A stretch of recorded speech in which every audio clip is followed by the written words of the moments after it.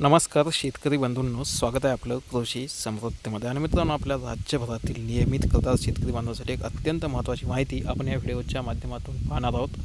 परंतु मित्रांनो, त्या अगोदर जर चॅनलवर नवीन असाल तर ताबडतोब आत्ताच्या आत्ता अशाच नवीन आणि अत्यंत महत्त्वाच्या माहितीसाठी चॅनलला नक्की सबस्क्राईब करा. त्यासोबतचं बेल आयकॉन दाबायला सुद्धा अजिबात विसरू नका. तर पाहूया एक अत्यंत महत्त्वाची अपडेट आहे आणि खास करून आपल्या राज्यातील नियमित करदार शेतकरी बांधवांसाठी आहे. नियमित कर्ज भरणाऱ्या शेतकऱ्यांना 2 लाख रुपये अनुदान द्या. त्याचबरोबर 2019च्या पूर्वी जे शेतकरी वंचित राहिलेत सगळ्या कर्जमाफींपासून, त्याही शेतकऱ्यांना या कर्जमाफी योजनेमध्ये समाविष्ट करा.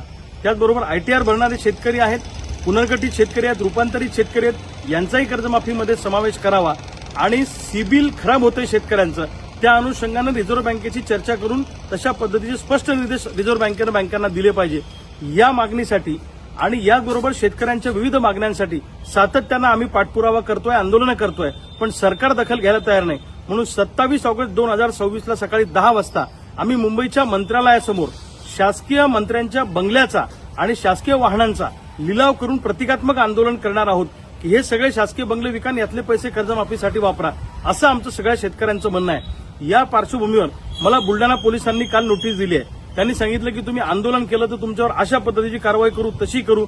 सरकार आमच्यावर दबाव आणण्याचा प्रयत्न करत आहे, पण या दबावाला आम्ही घाबरत नाही. अशा पोलिसांच्या नोटिसांनी माझ्या घराचे कपाटाचे कपाट भरलेले आहेत. आम्हाला त्याचा काही फरक पडत नाही, कारण बाबासाहेब आंबेडकरांनी भारतीय संविधानानुसार आम्हाला बोलण्याचं स्वातंत्र्य दिलेलं आहे, आंदोलन करण्याचं स्वातंत्र्य दिलेलं आहे. तो हक्क सरकार आमचा हिरावून घेऊ शकत नाही. पण चळवळी संपवायच्या, शेतकऱ्यांना बोलू द्यायचं नाही, त्यांचा आवाज दाबायचा, असा प्रयत्न जर पोलिसांच्या खांद्यावर बंदूक ठेवून सरकार करणार असेल तर त्याला आम्ही घाबरणार नाही, त्या दबावाला आम्ही झुकणार नाही. 27 ऑगस्टला असं आंदोलन होणारच आहे, जे आंदोलन आम्ही ठरवलं. तुम्ही गोळ्या घाला, तुम्ही फासावर लटकावा, तुम्ही तुरुंगात टाका, पण आमच्या मागणीसाठी आम्ही मुंबईत येणार आहोत आणि आंदोलनावर आम्ही ठाम आहोत. अशा नोटिसांना आम्ही भीक घालत नाही.